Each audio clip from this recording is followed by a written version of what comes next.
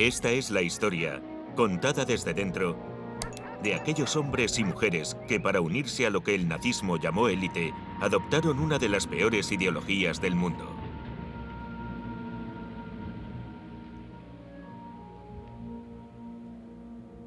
Primera parte. Intoxicación.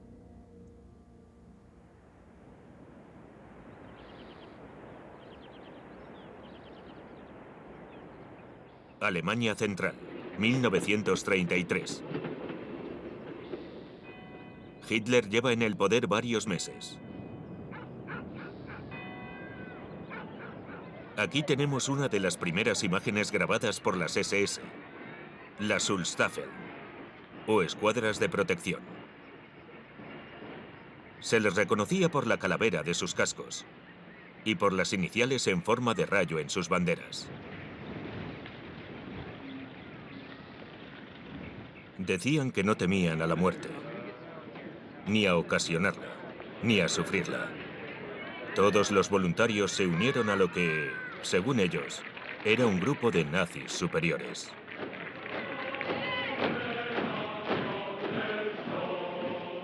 Werner Vollner es un antiguo miembro de la división Totenkopf. Tenía 9 años cuando Hitler subió al poder. Kameraden, die Rotfront und Reaktion erschossen. Todavía se sabe de memoria el himno oficial del partido nazi, la canción Horst Wessel.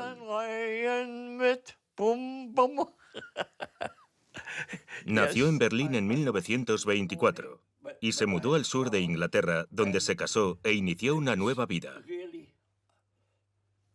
A finales de la Segunda Guerra Mundial, pasó varios años en campos de prisioneros de guerra aliados por haber formado parte de las SS. La Wehrmacht hacía así. No, así. Y los de las SS hacían así. Me impresionaban cuando se ponían firmes. Al saludar, tenían que dar un golpe con los talones, asentir con la cabeza y decir «Heil Hitler». Era algo fascinante. La actitud ante la vida era, bueno, consigue el trabajo y acábalo. Este documental nos lleva a la búsqueda de miembros de las SS que siguen vivos, a tratar de entender lo incomprensible. Tras varios meses de investigación, descubrimos que más de 20 veteranos de las SS vivían en diferentes países de Europa. Sus palabras eran desconcertantes. Algunos estaban rotos por el nazismo, otros no. Este hombre es uno de ellos, Kurt Barkhausen, de 92 años. Vive en Alemania Central y también pertenecía a la división Totenkopf, cuyos miembros trabajaban a menudo en campos de concentración. Se centraban en la claridad de la persona. Primero, ¿quién eres? ¿Qué quieres? ¿Qué esperas de la vida? Segundo, salud familiar, vínculo matrimonial. Tener hijos es una bendición. Y quien lo haga tendrá una vida llena de alegría. Y luego venía el pueblo. Nuestros antepasados, cómo vivían, qué pensaban, qué es lo que tiene de especial o hace un alemán. Estos eran los valores básicos que perseguíamos.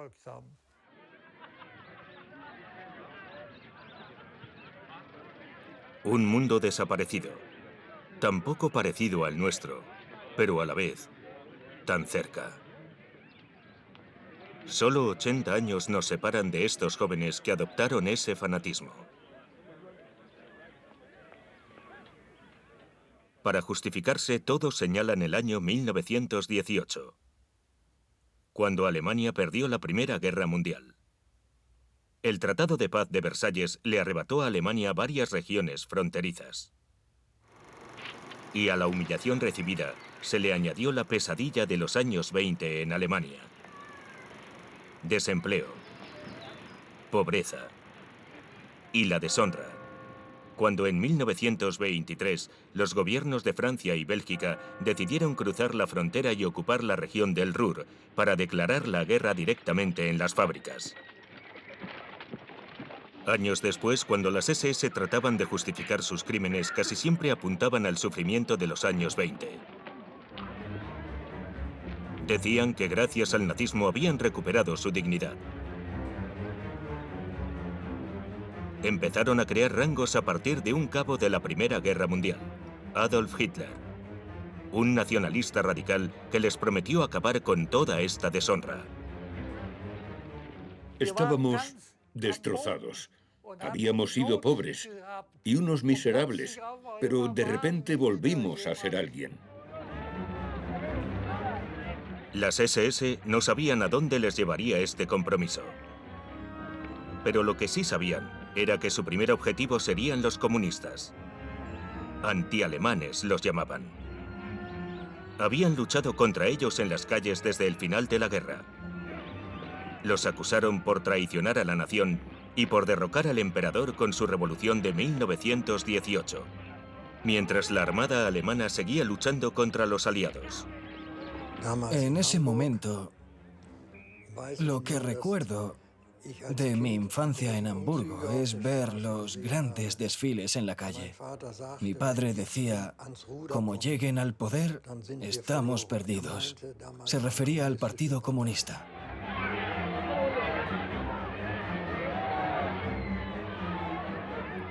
El nacionalsocialismo estaba en el punto de mira.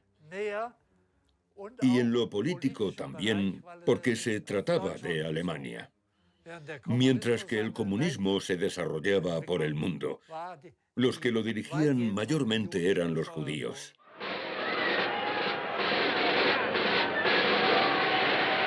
Se imponía la idea de que los judíos eran el auténtico enemigo, peor que los comunistas, decían. Lo pensaban de verdad. Según Hitler, los judíos se aprovecharon de la miseria alemana. Están escondidos por todas partes, decía su manifiesto. Detrás de los comunistas que toman el poder en Rusia en 1917, detrás de los capitalistas de Nueva York que movían los hilos de la economía mundial. Para el ministro de propaganda, Joseph Goebbels, el momento del gran enfrentamiento estaba al caer. Si la prensa judía todavía piensa que puede continuar amenazándonos disimuladamente, que tengan cuidado con los nacionalsocialistas, porque algún día llegaremos al límite de nuestra paciencia y callaremos las sucias bocas de esos malditos judíos de una vez por todas.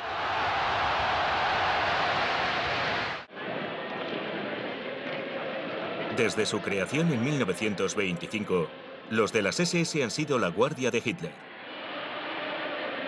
Se les reconocía por sus uniformes negros y estaban en todos aquellos lugares donde hubiese líderes del partido. Querían que se notase su presencia, que se les distinguiese del resto. Se trataba de una formación de élite. No aceptarían a un Tom, un Dick o un Harry. Yo quería formar parte de una división de élite.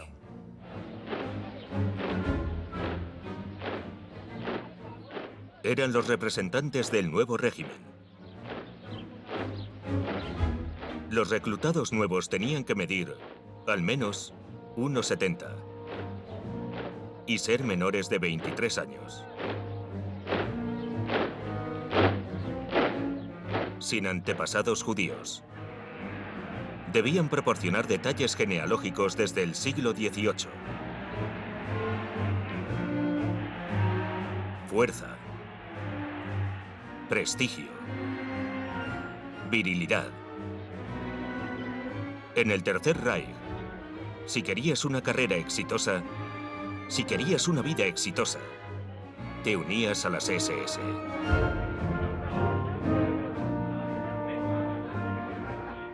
Las mujeres estaban muy interesadas en conocer hombres de las SS y tener una relación.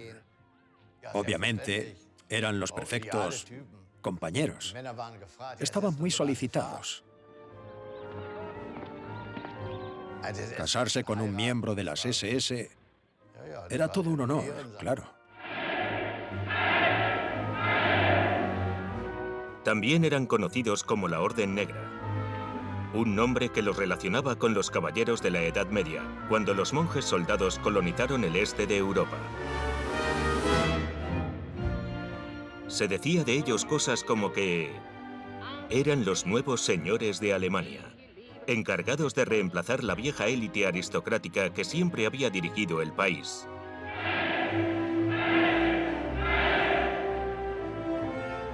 Ekkehard Gur es un pastor protestante. Su unidad en las SS, la división Das Reich, cometió numerosas atrocidades durante la guerra. Cuando tenía 17 años, entró en las SS para desafiar a sus padres, que no le dejaban tener una relación con una chica católica.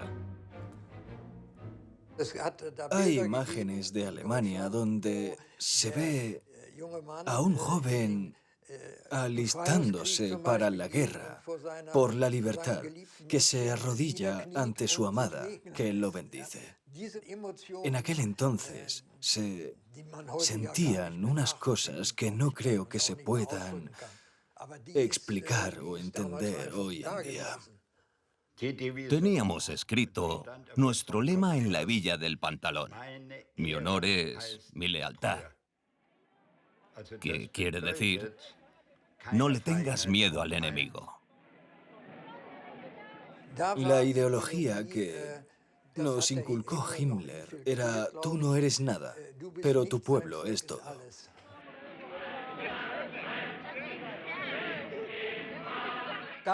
Quería comprobar si estaba preparado para arriesgar mi vida por esa ideología.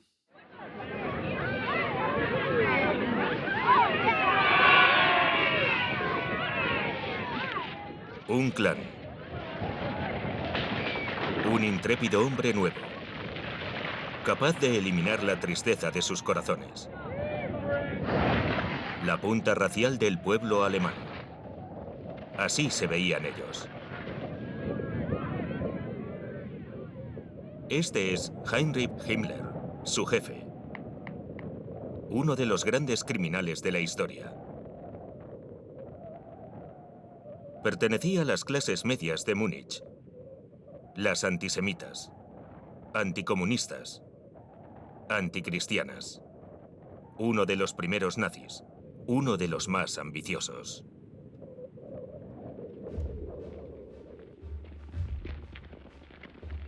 Con 23 años participó en el Putsch de Múnich, cuando Hitler quería derrocar a la República Alemana y establecer un régimen fascista, como hizo Mussolini en Roma el año anterior.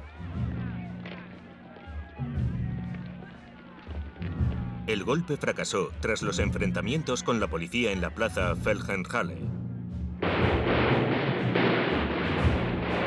Pero Himmler se había hecho notar. Y poco a poco comenzó a crecer de un modo irresistible.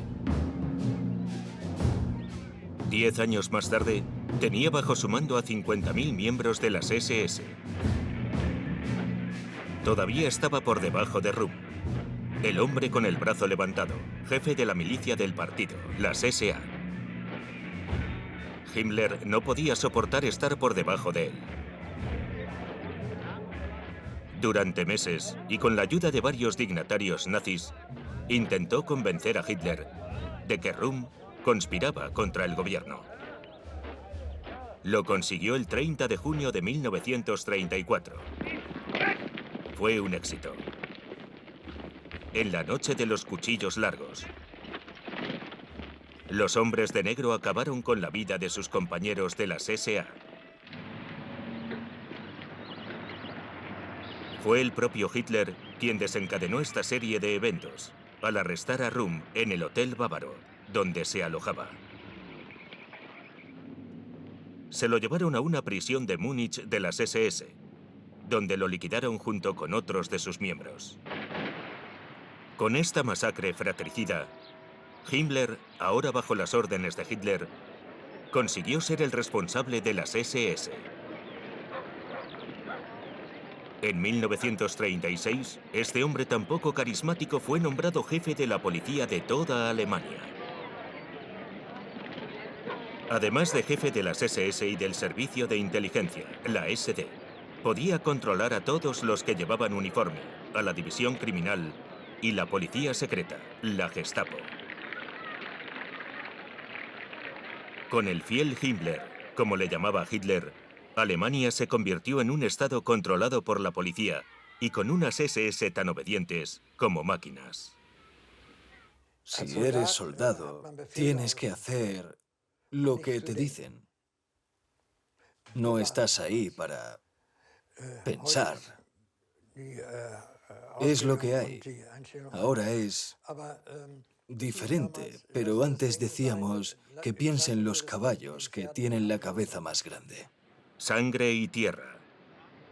El nuevo lema de Himmler. A cambio de su obediencia, el líder de las SS ofrecía a sus hombres un mundo imaginario nuevo, lleno de mitología alemana y superioridad racial. Persiguiendo el más mínimo rastro de lo que se podía rescatar de la historia alemana, creó una religión que podía reemplazar al cristianismo. Una religión basada en la raza, en sus propias creencias y rituales.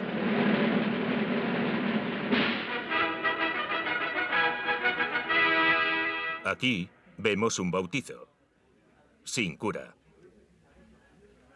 El pastor es un oficial de las SS y se ha reemplazado el crucifijo por un retrato de Hitler. Me resultaba fascinante ese ambiente y esa ceremonia mitológica. Nunca lo olvidaré.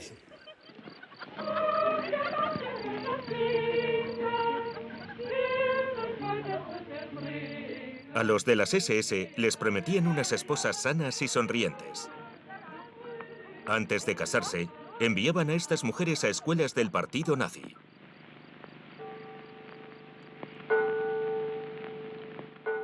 Todas las mañanas hay que levantarse, a las 7. Y tener, por supuesto, una foto de él en la mesita de noche. El servicio de las SS debía aprobar cada boda que se celebrase. Al entregarse a sus maridos y a la procreación de nuevos miembros de las SS, las mujeres formarían parte de una orden de caballeros y se convertirían en combatientes nazis. Para ascender en las SS, el miembro tendría que estar casado antes de los 26 años y a partir de los 28, tener un hijo cada 2 años, hasta llegar como mínimo a 4. Sin precedentes en ninguna organización política anterior, Himmler controlaba la vida privada de todos sus miembros. No tengáis miedo a la muerte, les decía. El soldado muere, pero su pueblo crecerá a través de sus hijos.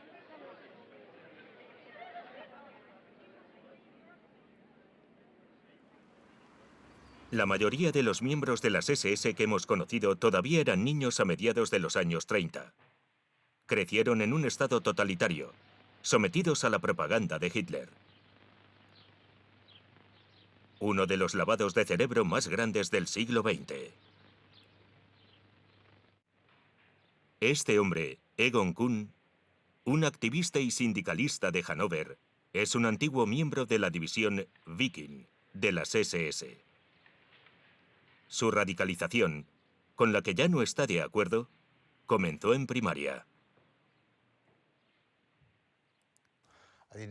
Los nazis fabricaban chuches con dibujos de esvásticas y yo me sentía orgulloso por comérmelas. Pero me sentía aún más orgulloso con 5 años.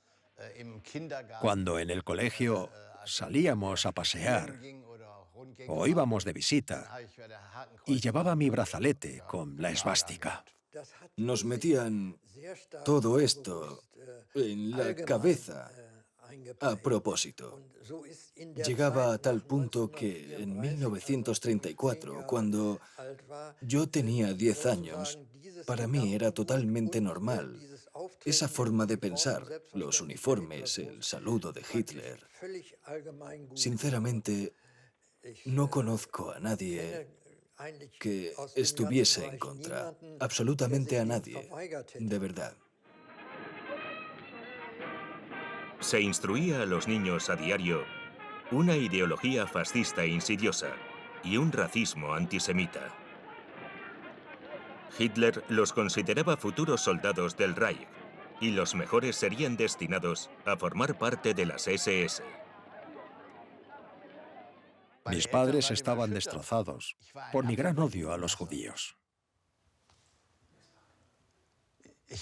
Nunca me habría sentado al lado de uno en el colegio.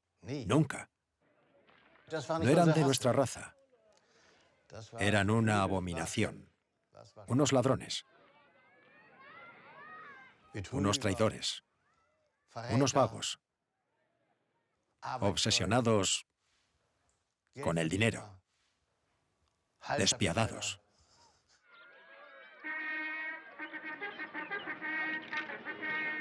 En las organizaciones juveniles, los futuros miembros de las SS recibían un entrenamiento militar desde muy pequeños, semejante a Esparta en la antigua Grecia, donde el Estado educaba a los niños. En ese momento, todavía no se exterminaba a los judíos.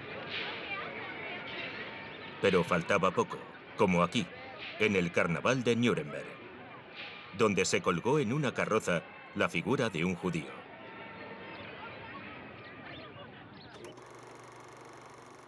O aquí, en esta vil película de propaganda racista. Tras la guerra, los enjambres de langostas de los judíos orientales se derramaron por todo el país alemán. Llevaron su agresiva influencia... Esta visión retorcida de Alemania como víctima de las comunidades judías fue tan fuerte que sigue perturbando la mente de algunos antiguos miembros de las SS. Si tuviese un tipo de sangre diferente, no sé si le gustaría acoger a una raza que tiene una forma de ser totalmente distinta a la suya, así como su religión y su concepción de la vida. Y que esos ocupen el mismo lugar que los verdaderos alemanes, los que nacimos aquí. Este miembro de las SS austríaca dice que nunca cometió ningún crimen. Pero en su estantería podemos ver, como si fueran un santuario de sed de sangre nazi, su vieja daga y la figura de un judío del este de Europa. Siguen siendo nuestros enemigos, afirmó fuera de cámara. Para no ser demandado, usó una metáfora. Si uno tiene buenas manzanas y las mezcla con peras, al final no tiene ni manzanas ni peras. Ya está. La primera vez que Herbert von Mildenburg vio a Hitler fue cuando tenía 14 años. Tenía algo especial en sus ojos cuando nos miraba, algo que atraía. Solíamos cantar. Nach Hause, nach Hause, nach Hause gehen wir nicht, bis unser Führer spricht, bis unser Führer spricht. Estábamos entusiasmados, como los idiotas de ahora que ven los partidos de fútbol.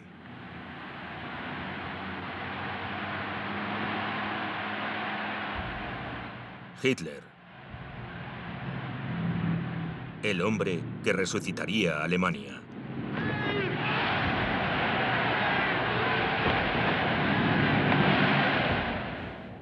Nos dejaba atontados.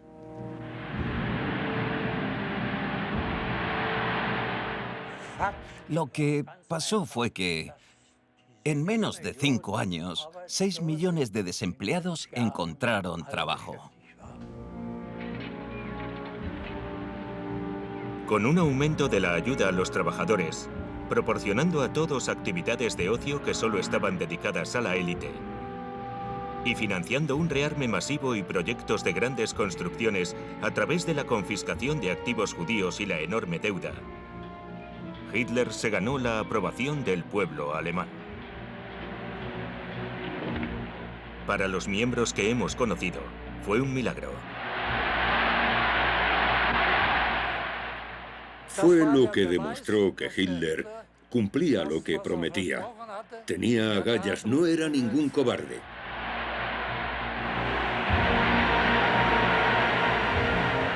Aquí el fanatismo de las SS. Nacido de la humillación, de la fascinación por un salvador y del sólido sentimiento de superioridad. En tan solo unos pocos años, este ciclo infernal llevó a Alemania, la tierra de Goethe, Kant y Beethoven, al borde del precipicio. Era como un tipo de ceguera ideológica. Creo que la naturaleza destructora del nacionalsocialismo quedó tapada por el éxito que tenía en ese preciso momento. En 1933 comenzó la represión. Como medida preventiva se aisló a los oponentes políticos del resto de la sociedad, sin juicio. Los encargados de esta tarea fueron las SA y más tarde las SS. El pretexto fue el incendio del Reichstag, el Parlamento alemán. Hitler lo denominó como el comienzo de una nueva revolución comunista. Se enteraron de que los comunistas querían destruir el Estado. Me di cuenta de que aquellos que habían expresado su oposición en algún mitin del partido habían desaparecido de repente. Así que los comunistas o bien se habían ido o habían seguido oponiéndose y habían sido enviados a unos campos especiales que pasarían a llamarse campos de concentración. Hertha Botte, procedente de una modesta familia del norte de Alemania, es una antigua miembro de las SS. Con 21 años dejó sus estudios como enfermera para buscar un trabajo. Y le ofrecieron ser vigilante de la prisión de mujeres. Tenía una cita en la agencia de empleo con el señor Bruschafer. Me dijo, señora Botte, va a trabajar como guardia en un campo de concentración. Le respondí, ¿qué es un campo de concentración? Es un campo y vigilarás a las mujeres. No puedo hacer eso. Si te niegas, te enviaremos a ti para allá. No tenía otra alternativa. Y fui. Todavía no eran campos de exterminio, solo campos de internamiento. Pero los de las SS infligieron a los prisioneros un régimen de terror.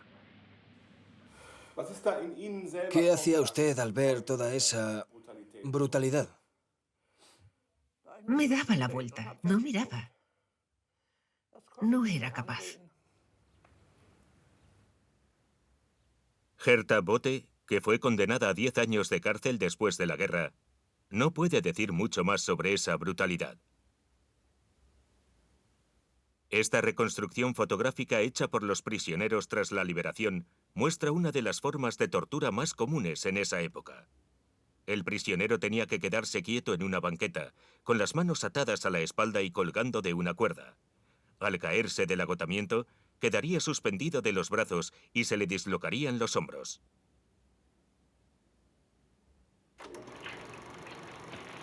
Pero ¿a quién le importaba la tortura?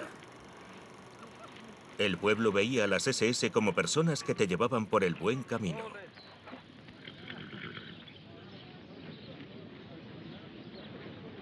Se filmó a estos prisioneros vestidos con un pijama de rayas cerca del campo de Dachau. El que lo grabó, un panadero que abastecía al personal de campo, tenía varios objetos que hacían los prisioneros, como estos candelabros, estos balancines o estas camas. También grabó a sus amigos, incluidos los militares de las SS del campo. Esta es la piscina donde iban a relajarse los guardias después de trabajar.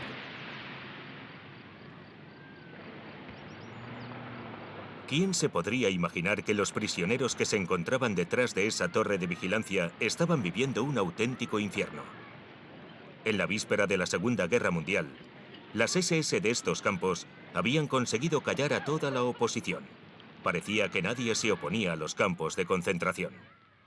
Si me dicen que tengo que vigilar a unos prisioneros y que tengo que subir a una torre donde hay una ametralladora para que, si intentan escapar, les dispare, claro que lo hago.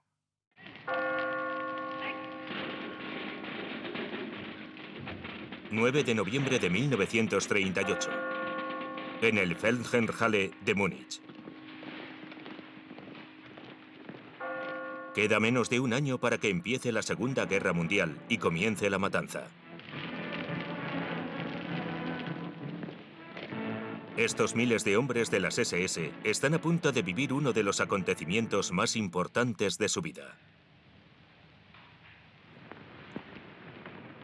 ¡Hey, hombres de las SS!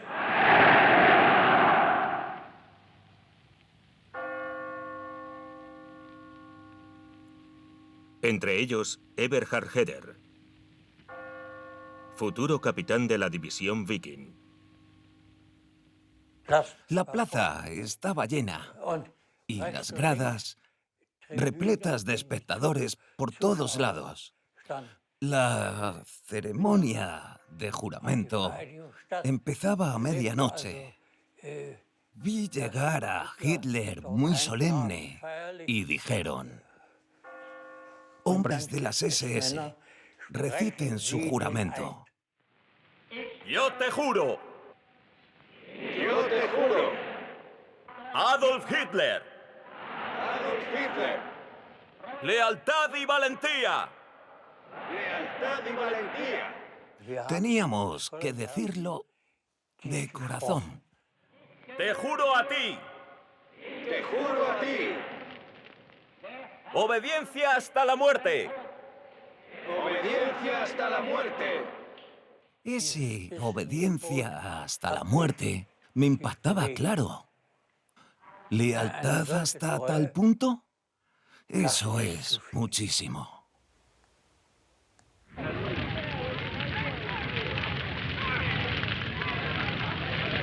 Pero era demasiado tarde. La primera masacre de judíos a gran escala tuvo lugar esa misma noche. Fue conocida como la Noche de los Cristales Rotos. Los nazis asesinaron a casi 100 judíos por todo el país, rompiendo escaparates y prendiendo fuego a sinagogas.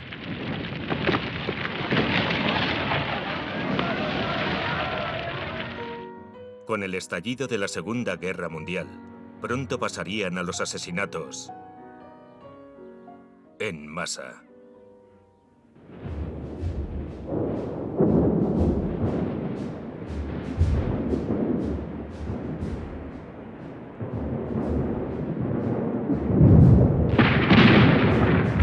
En septiembre del año 1939, Hitler atacó Polonia, comenzando así la Segunda Guerra Mundial. En la víspera del ataque, las SS desempeñaron un papel crucial. El Führer ordenó a las SS que fingiesen una provocación a los polacos para justificar la invasión. Simularon un ataque muy sangriento en la frontera alemana. Un trabajo sucio que las SS habían hecho desde el principio y que harían hasta el final.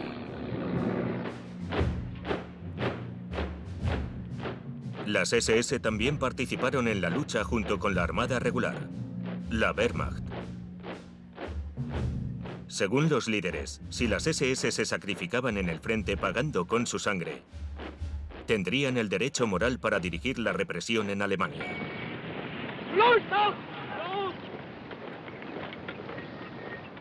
A estos hombres destinados a luchar en el frente, Himmler los denominó las Waffen-SS,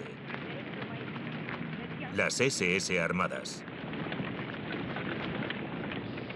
Durante la guerra, 800.000 hombres ingresaron en las Waffen-SS.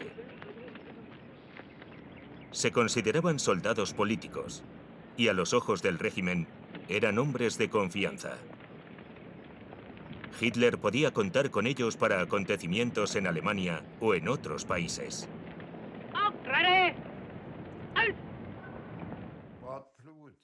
Aquí tenemos a uno de los miembros de las Waffen-SS, Manfred Dinner, que entró con 16 años. Para este hijo de panadero procedente de Turingia, supuso una oportunidad para progresar socialmente. Para nosotros no existía señor o señores. Era señor teniente, señor comandante, y así. Las posibilidades que tenían los soldados eran muy diferentes a las de los oficiales. Un oficial no podía mandar que le cavasen un agujero en el suelo. Lo tenía que hacer él mismo. Además, los que se ofreciesen como voluntarios durante el penúltimo año de curso se graduaban sin tener que hacer exámenes. En otras áreas de la Wehrmacht sí que necesitabas el bachillerato para ser oficial. Las Waffen-SS hicieron una gran excepción, sí. Incluso si solo tenías, como yo, un simple certificado de tu escuela, podías llegar a ser oficial. En realidad, estos jóvenes ya no eran dueños de ellos mismos. Con el tatuaje de su grupo sanguíneo marcado para siempre bajo su brazo izquierdo, se habían convertido en otra persona. Una vez dentro de la Orden Negra, nadie podía salir.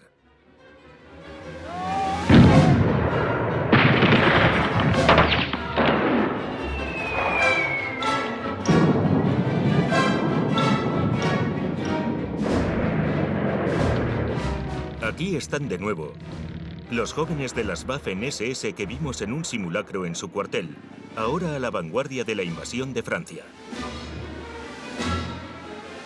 Al igual que en Polonia, estos soldados de las SS cometieron crímenes de guerra.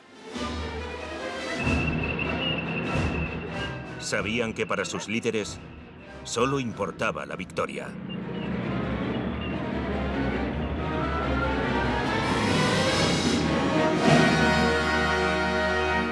Los alemanes acabaron con Francia en 6 semanas, logrando lo que la generación anterior, 25 años atrás, no consiguió en 4 años. Yo me decía a mí mismo, los franceses se han dado cuenta de que los alemanes, a pesar de la humillación y el Tratado de Versalles, son los que tienen ahora el control.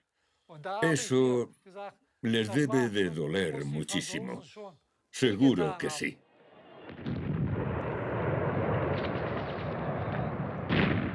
Fue solo un paso. En junio de 1941, un año después de la victoria contra Francia, y tras haber conquistado Yugoslavia y Grecia, Hitler despegó sus tropas en la URSS de Stalin. Su objetivo: la destrucción del comunismo y la conquista de un espacio vital para la raza aria.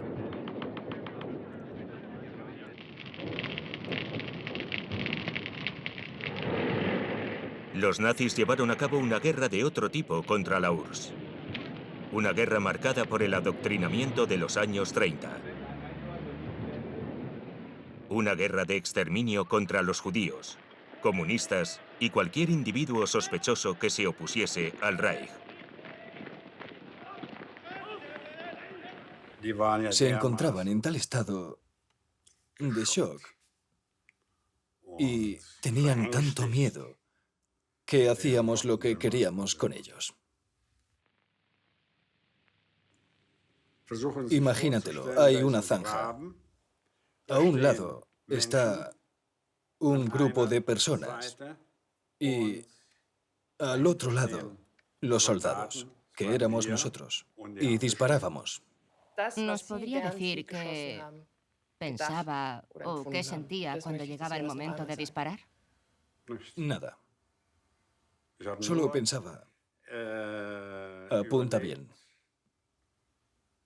Con un solo disparo estarán muertos. Eso era lo que tenía en la cabeza. ¿Solo pensaba eso? ¿No sentía nada por esos civiles judíos que estaban siendo ejecutados? No. ¿Por qué no? Porque tenía un gran odio a los judíos. Y lo admito. Estaba muy equivocado con ellos. Lo admito. Había hombres en las SS que estaban entusiasmados con ello. Eran simples. Ellos querían ser obernazis. Y eso significaba exterminio constante. Cuando se hablaba de los judíos, una gran parte del pueblo decía, solo se les puede aniquilar.